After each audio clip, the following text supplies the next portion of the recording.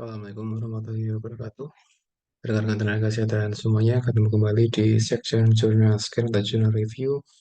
Dan pada hari ini saya punya satu artikel yang menarik sekali, dan ini eh, menjelaskan tentang salah satu faktor risiko yang berkaitan dengan stroke, dan dia berfokus pada aspek personality ya. Dan sudah kita ketahui bersama bahwa stroke itu dia punya banyak sekali penyebab, dan terbagi menjadi dua sebab besar ya, dari aspek fisik misalkan dari penyakit hipertensi, kemudian diabetes dan sebagainya. Kemudian yang kedua ada dari aspek non fisik atau yang sering kita sebut sebagai personality ya. Dan ini ada satu paper menarik, dan ini diterbitkan oleh uh, Practice Update, dan dia ada di section neurologi, dan judulnya adalah Association Between Personality and the Risk Incident Stroke. Jadi korelasi antara personality ya dan juga risiko terjadinya stroke ya. Dan disampaikan di sini di take home message-nya bahwa ternyata neuroticism itu diketahui sebagai faktor risiko yang berkaitan tentang kejadian stroke kayak gitu ya.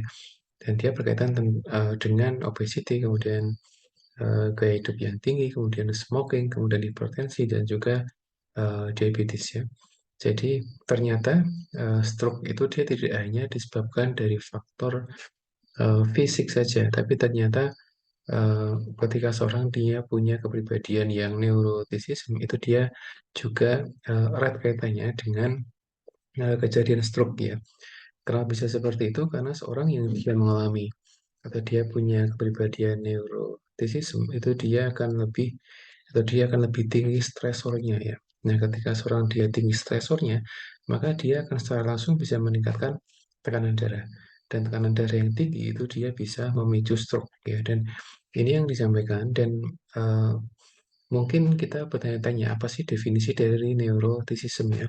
Ini saya sudah browsing, dan ternyata neuroticism adalah salah satu personality yang dia intinya seorang itu ketika dia punya tipe kepribadian itu, maka dia sering berpikir negatif, kemudian dia sering kecemasan, kemudian dia sering marah-marah gitu ya, kemudian dia sensitif, kemudian dia mudah mengalami depresi. Nah, inilah yang apa namanya, yang menjadi alasan kenapa seorang yang dia punya kepribadian neuroticism itu dia mudah mengalami stroke ya, karena di sini definisinya sudah sangat jelas sekali bahwa ketika seorang itu atau dia punya personality neuroticism, maka dia akan mudah marah, kemudian cemas dan sebagainya, sampai dengan dia mudah mengalami depresi ya. Nah, sementara itu yang kita ketahui di sini bahwa sebaliknya, ketika seorang itu dia punya sifat atau personality yang sering disebut sebagai conscientiousness, itu dia sebagai protective factor mengalami stroke kayak gitu. Jadi kalau yang neuroticism dia adalah faktor yang bisa memicu stroke, tapi conscientiousness itu dia bisa menjadi protektif dari stroke ya. Dan apa itu conscientiousness? Dia adalah salah satu kepribadian yang dia apa namanya, punya sifat yang sangat hati-hati terhadap segala sesuatu kayak gitu. Nah, termasuk juga sikap di sini ada sikap ketika dia merespon terhadap stimulan yang dia terima ya. Makanya seorang yang dia punya tipe ini dia lebih hati-hati, dia lebih minim stresnya ya. Ketika seorang dia minim stresnya, maka dia akan terhindar dari beberapa faktor, misalkan peningkatan tekanan darah gitu. Nah, makanya sangat logis sekali ketika seorang dia punya kepribadian yang sangat hati-hati, maka stresornya dia akan sangat rendah. Ketika rendah stresornya, maka dia bisa menjadi satu protektif faktor dari munculnya stroke-nya. Nah, oleh karena itu, ketika seorang dia punya kepribadian yang neuroticism, maka dia disarankan untuk apa namanya, eh, terapi ya, konseling, ke terapi, kemudian atau mungkin dia bercerita kepada orang lain ketika dia ada masalah.